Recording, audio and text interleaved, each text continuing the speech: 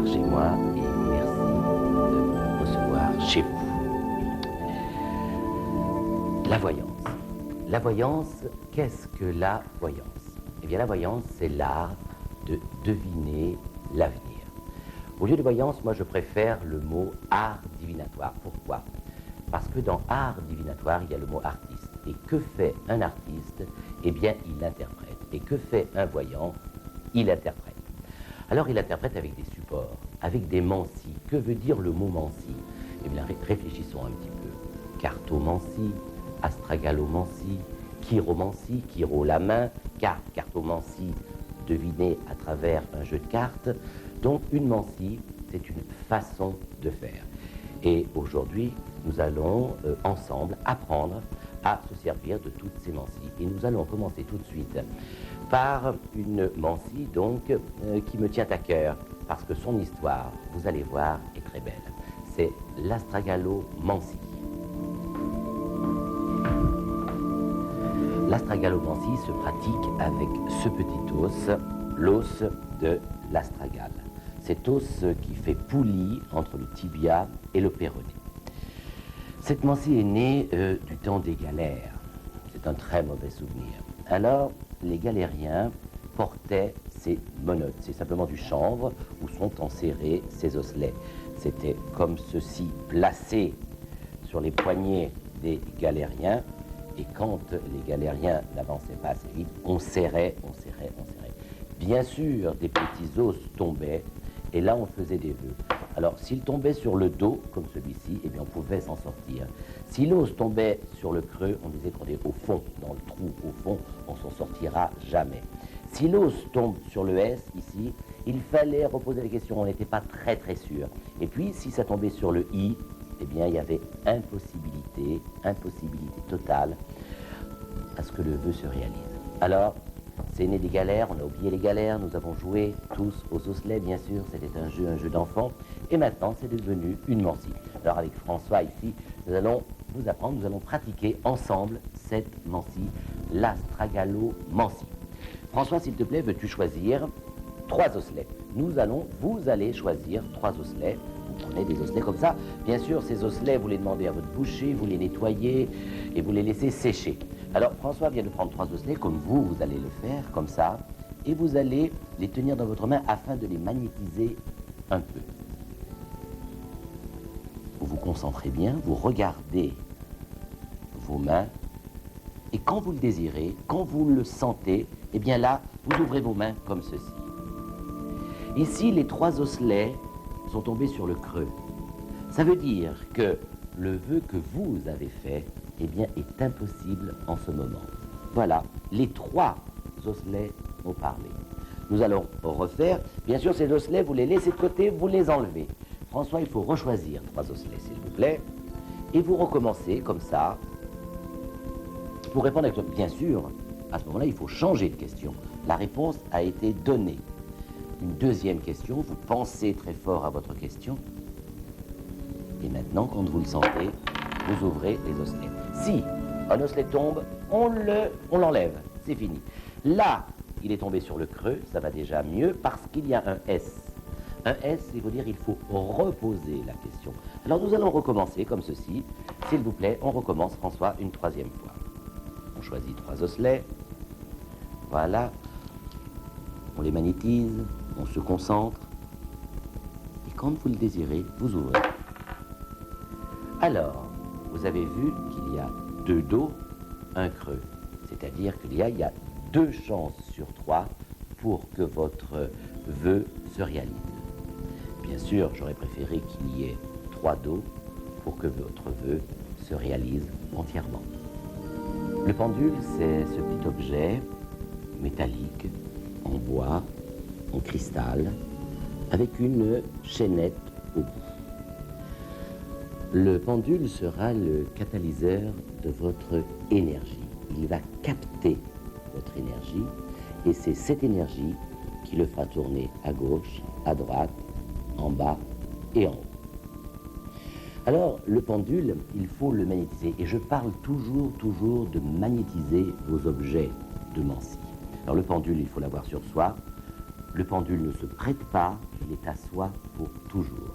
Alors moi, j'ai préféré un pendule en métal parce que le métal me convient et parce que je trouve que le métal fait mieux passer les énergies. En tout cas pour moi et aussi pour vous, j'en suis sûr. Alors nous allons maintenant apprendre comment faire parler le pendule. Alors le pendule, c'est ce petit objet, je vous le remontre, et une chaînette. Comment tenir son pendule? Il faut le prendre comme ceci, faire glisser la chaînette le long de ce doigt et poser. Voilà, là, vous tenez bien votre pendule. Maintenant, il faut que le coude repose sur la table. Si vous êtes à l'extérieur, sur un petit muret. Si vous êtes à la campagne, sur un pré, allongez-vous par terre pour savoir s'il y a une source en dessous. En tout cas, chez vous, à la maison, votre coude doit reposer sur la table, comme ceci. Et c'est là la bonne position pour pratiquer le pendule. Pour acquérir ce magnétisme nécessaire à pratiquer le pendule, il faut faire un petit exercice tous les jours. Et pour ça, il faut vous fabriquer un cercle, comme ceci, un cercle, avec une croix à l'intérieur. Vous allez le poser comme ça sur votre table et 10 minutes par jour, vous allez faire cet exercice. Vous concentrez, donc placez le coude, placez votre pendule au centre. Vos yeux devront regarder le haut du pendule, le bas de la chaînette, le sommet de votre pendule. Et vous allez vous concentrer et fixer. Alors, vous immobilisez votre pendule comme ceci. Et mentalement, vous allez ordonner à votre pendule de tourner dans le sens des aiguilles d'une montre. Mentalement, vous vous concentrez très fort. Bien entendu, les premiers jours, c'est vous qui allez donner ce mouvement au pendule. Donc, votre pendule va apprendre. Vous immobilisez votre pendule et maintenant, sans bouger la main, c'est l'ordre que vous donnez à votre pendule qui va fonctionner. Et vous verrez, au bout de 3, 4, 5, 6 jours, votre pendule tournera dans ce sens-là. La même chose pour l'autre sens. La même chose, votre pendule de bas en haut, il va osciller, et de droite à gauche, bien sûr. Vous devez faire cet exercice tous les jours, tous les jours, tous les jours, pendant une dizaine de jours. Après, vous avez fait cet exercice, vous allez remplacer ce petit cercle et cette croix par une photo. C'est la photo de votre copain, de votre copine, de votre mari, de votre femme, de votre cousin, de votre cousine. Vous voulez poser une question. Vous vous remettez en position, le coude posé, le pendule à 3, 4 cm de la photo. Vous immobilisez le pendule en touchant la photo et vous posez la question. Est-ce que mon fils Jean-Sébastien aura son bac cette année? Et vous attendez, vous vous concentrez. Et on voit là le pendule commence à bouger de lui-même. Si le pendule tourne dans le sens contraire des aiguilles d'une montre, c'est-à-dire comme ceci, il n'aura pas son examen. S'il tourne dans le sens des aiguilles d'une montre, eh bien c'est un oui, oui définitif, il aura son examen. Si le pendule tourne dans le sens contraire, donc, c'est un non définitif. Il y a maintenant le bas en haut et le haut en bas. Si c'est bas en haut en bas, c'est peut-être.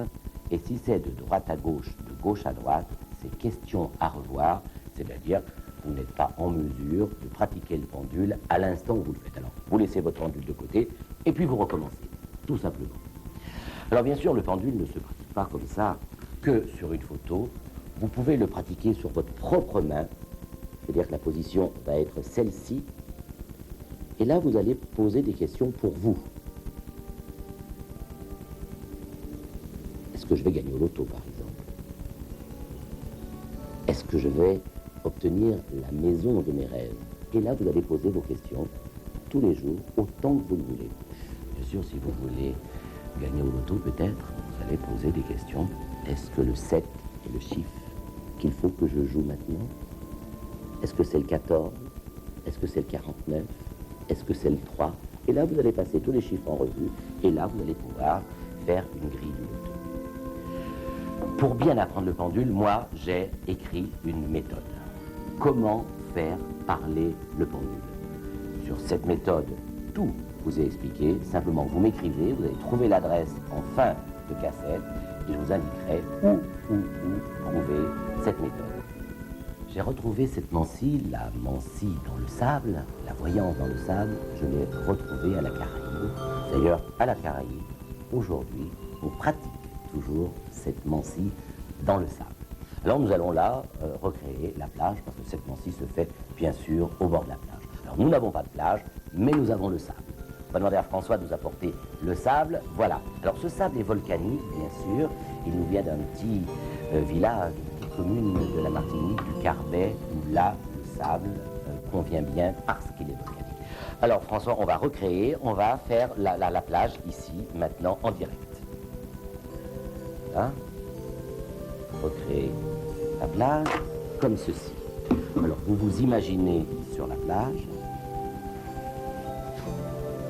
côte à côte avec la personne à qui vous allez faire la voyance. C'est très important d'être côte à côte et non pas face à face comme d'habitude. Nous avons là recréé la plage et nous allons demander à la personne qui veut poser ces questions d'appliquer 5 fois ses mains, en commençant par la main de son choix, c'est-à-dire 1, 2, 3, 4, 5, en appuyant bien comme ça pour faire l'empreinte de ses mains dans le sable. Alors François, 5 fois les mains. 1, 2, voilà, 3, faites ça aussi, 4 et 5. Et maintenant pour poser la question, on se frotte les mains comme ça, voilà. Et maintenant pour poser la question, je vais demander que l'on fasse un signe à l'intérieur, un V, un X, une lettre. Vous pouvez faire ce que vous voulez. François, ce que tu veux. Ben voilà, il nous a fait un Z de Zorro, comme ça, ou un S, comme vous le désirez. Et c'est à partir de toutes ces petites bosses, de toutes ces petites pointes, de tous ces creux, que nous allons faire la voyance. Pour vous y retrouver, eh bien, vous allez vous reporter au petit livret à l'intérieur de la cassette et on va vous expliquer que ce grand S, eh bien, sont les gens, quand on fait un S, sont les gens qui sont médiums, comme le N. Parce que ce S peut devenir un N, si je suis de ce côté, et avec une autre jambe, ça va devenir un M. Donc S, N, M, ce sont les gens qui sont médiums. Alors, si déjà la personne à qui vous faites la voyance a déjà fait un S, vous pouvez lui annoncer « Ah, vous êtes médium, vous ressentez les choses ». Donc, pour retrouver toutes ces interprétations, reportez-vous au livret inclus dans la cassette. Nous avons tout à l'heure fait la voyance dans le sable de la Caraïbe. Vous savez, un sable volcanique que j'ai, moi, récupéré dans le nord de la Martinique, je vous le disais déjà tout à l'heure. Et dans ce nord de la Martinique, eh bien, dans la mer des Caraïbes exactement, nous faisons la voyance dans les écailles de poissons. Dans la mer des Caraïbes, François, que tu connais bien sûr, il y a un poisson, c'est les carpes de mer. Et avec les écailles des carpes de mer, eh bien, dans la Caraïbe, on fait de la voyance. Voici des écailles de carpes de mer, ce sont des poissons bleus, délicieux, que l'on mange là-bas, bien sûr. Donc, nous écaillons le poisson et nous faisons sécher ces écailles à la lune. C'est-à-dire qu'on les sort le soir, à la lune montante, et on les rentre avant le lever du soleil. Une fois qu'elles sont sèches, bien sèches, qu'elles ont été magnétisées par les rayons de la lune, eh bien les écailles sont prêtes à être utilisées. Alors ça se passe comme ceci, on va faire l'expérience encore avec François.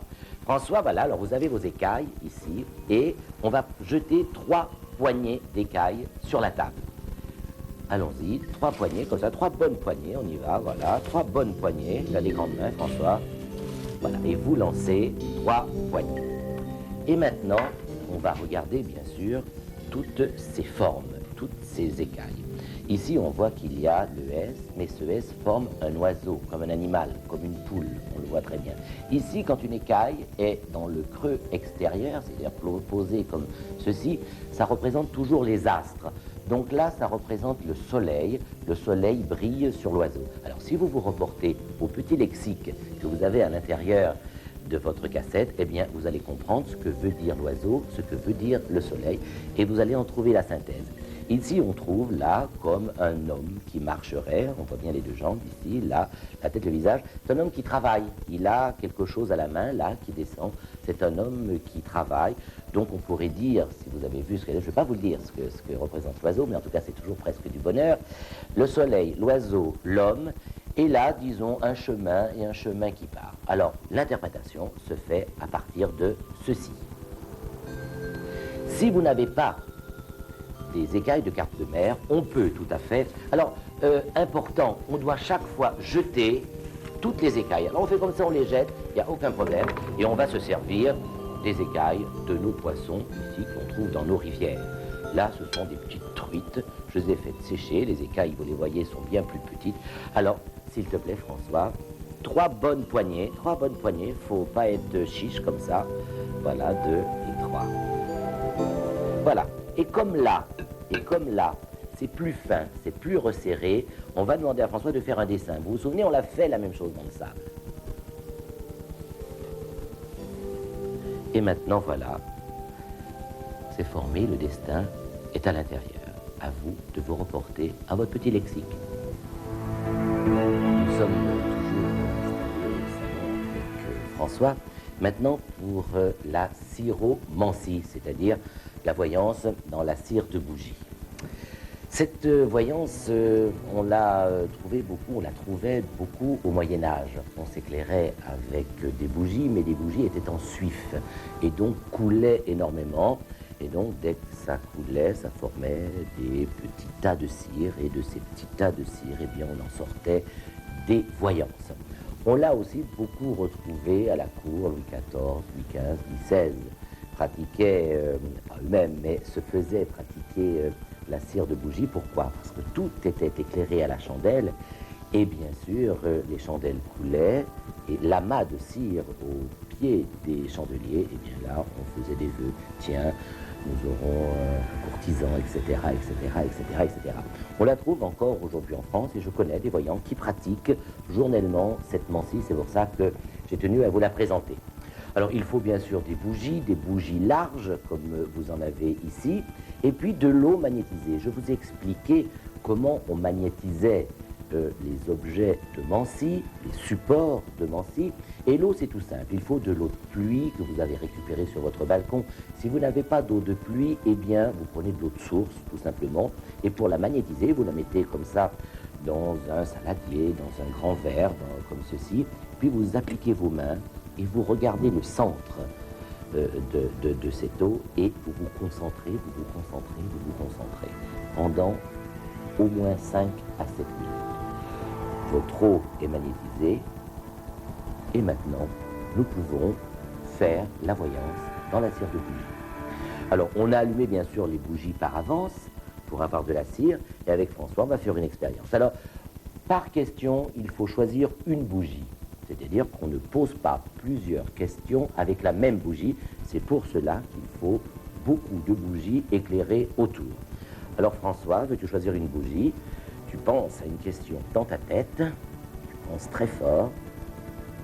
Voilà, et on renverse d'un seul coup, comme ceci, la cire dans cette eau magnétisée. Vous-même, le voyant, votre ami ou copain, copine qui est en face, voilà, vous faites solidifier cette bougie quelques instants, c'est très très court, et voilà. Faire solidifier davantage, vous le faites chez vous. Vous pouvez la replonger plusieurs fois, il n'y a aucun problème.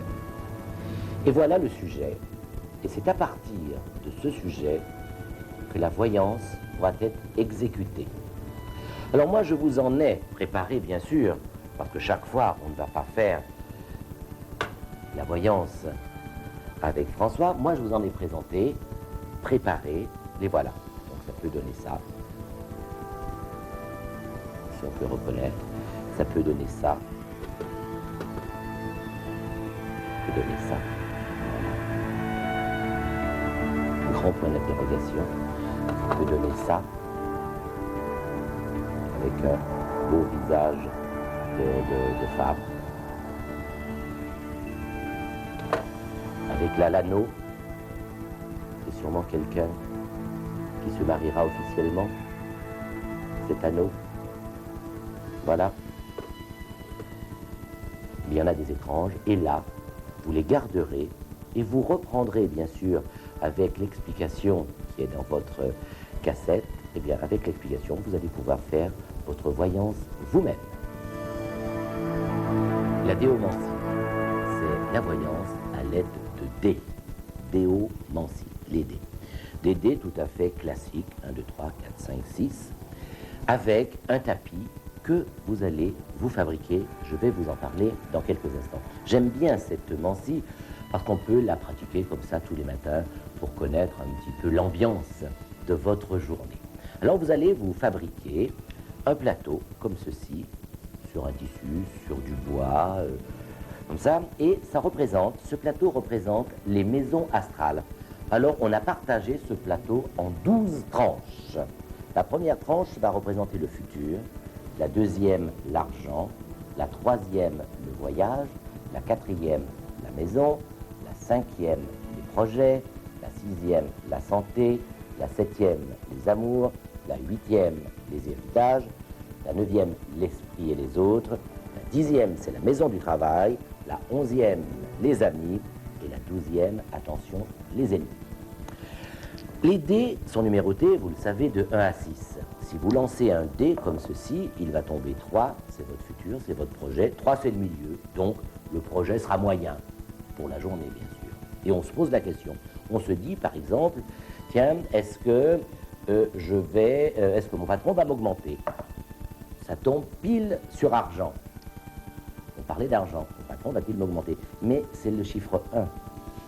Donc ça tombe pas bien, c'est pas maintenant, c'est pas encore, il y a du retard. Non, mon patron ne va pas me donner d'augmentation. Si c'était tombé sur le 6, bien sûr, là, mon patron m'accorderait une augmentation. Alors, on va compliquer après avec 2 dés, bien sûr. Alors, le 4 sur l'argent, le 5 sur la santé. Donc, l'argent est en bonne santé. Vous m'avez compris? Et puis, on va faire 5 et 4, 9.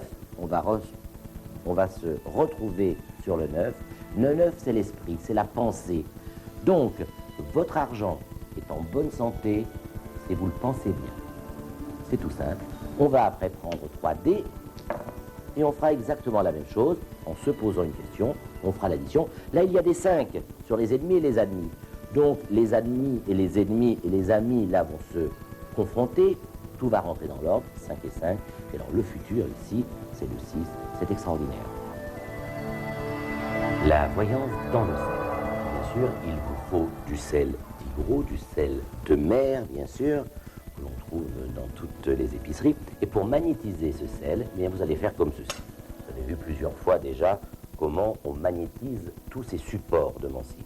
Ce sel, bien sûr, on pratique cette mancie, cette voyance dans le sel en Afrique du Nord. Alors vous magnétisez votre sel comme ça pendant 10, 15, 20 minutes. Après, vous allez placer un peu de ce sel magnétisé dans un petit mouchoir, comme ça, comme ceci. Vous allez le fermer, attacher bien solidement, et vous allez dormir 7 nuits avec ce sel sous votre oreiller. Bien sûr, ce sel va pomper toutes vos énergies, va pomper tout ce qui est en vous. Vous allez après chez votre voyant, chez votre voyante, vous lui apportez ce sel, il ouvrira comme ça, il fera passer ce sel entre ses doigts, et c'est comme ceci que le voyant va comprendre votre destin. Voilà pour le sel. Il y a aussi en Afrique du Nord une autre façon, eh bien c'est la semoule. La semoule, bien sûr, c'est notre couscous. Alors là, on ne dort pas du tout avec ce couscous sous son oreiller. Il est à la maison, ou même le voyant lui-même vous le procure. Et le voyant place ses mains comme ça dans la semoule. Cette semoule, bien sûr, lui sert encore une fois de support.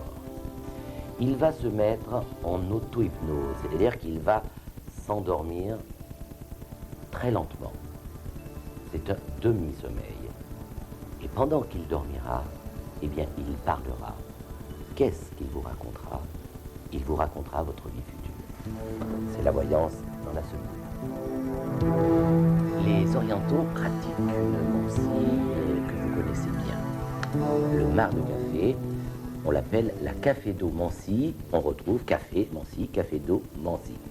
Alors c'est une mancie, c'est une façon de faire qu'on retrouve en famille. Alors c'est en famille qu'il faut le faire, vous savez, dans les grandes tables, comme ça, après le repas, on boit le café, et il y a toujours une dame, chez les orientaux comme ça, qui sait faire le marc de café ou la café d'eau mancie. Alors avec François, je lui ai préparé, bien sûr, un café mort, c'est un café tout à fait spécial. Ce café, il faut le faire bouillir, il faut acheter une moulure tout à fait extra fine, farine, et vous faites bouillir votre café dans la casserole, vous sucrez et vous versez tout, le marc et l'eau dans la tasse. Alors François, tu as appris à boire ce café, voilà, donc il est là-dedans. Après avoir bu son café, petite gorgée par petite gorgée, là on fait semblant de boire, bien sûr, et on va tourner la tasse. Alors il vous reste du marc au fond, on tourne, on tourne, on tourne, on tourne comme ça, et maintenant nous allons renverser la tasse. François, tu renverses la tasse, vous allez faire exactement ça. Et tout le monde, comme ça, à table, renverse sa tasse. On attend quelques petits instants que le marc s'écoule au fond de la tasse, et puis on va retourner, voilà, la tasse, comme ceci, et là, on va découvrir à l'intérieur.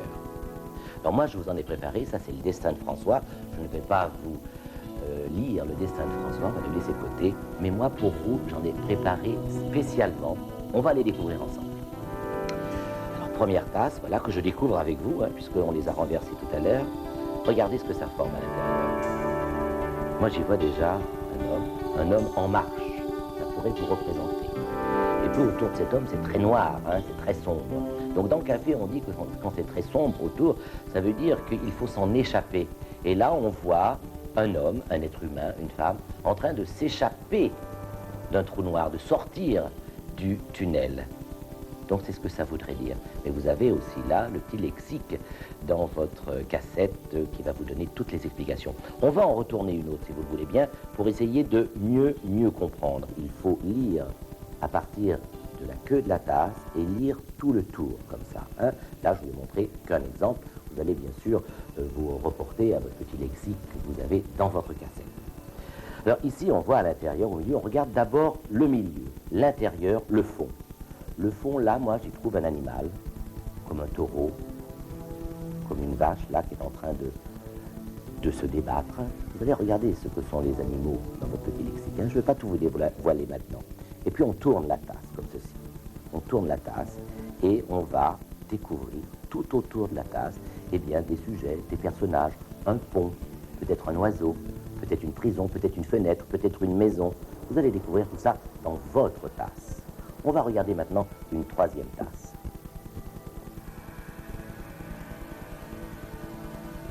Je la laisse regarder là quelques instants. Et là on voit que quelque chose a envie de s'échapper. Encore, notion de s'échapper, de recommencer. Là la tasse est de plus en plus claire. C'est-à-dire que le destin sera plus léger, moins sombre que la première tasse. Et puis la quatrième tasse, là où tout est clair, où tout est au bord, tout est en haut. Tout ce qui est en haut est bonheur, et tout ce qui est au fond de la tasse est moins bonheur. J'ai pas dit malheur, j'ai dit moins bonheur. Alors on trouve ici un papillon, on va le voir, très bien ce papillon. Vous allez regarder le papillon sur votre lexique. Voilà, la café d'eau mancie, bon café. La voyance dans les épingles. Les épingles tout à fait normales, épingles de couturière comme celle-ci. On prend 7 épingles plus une que nous avons coupée en deux. Nous avons gardé le côté tête. Nous prenons les épingles dans la main, comme ceci. François va nous servir encore une fois. On met les épingles dans la main, comme ceci. On ferme sa main, main gauche ou main droite, aucune importance. On se concentre toujours sur sa main afin de magnétiser toujours les épingles. Et quand vous le désirez, eh bien vous allez ouvrir la main. Voilà. Et regardez le schéma.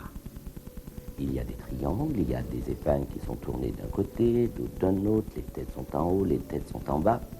Et tout ça forme les carrés, les triangles, que nous allons retrouver ici pour les explications. Alors, si les épingles tombent, ici tête bêche, eh bien c'est l'argent qui est présent. Et puis, si les épingles sont comme ça en triangle, vers le haut, eh bien c'est la joie, le bonheur, c'est la réussite. Si les épingles sont en croix, attention, il va y avoir des obstacles. Bien sûr, ces obstacles sont toujours à la question posée.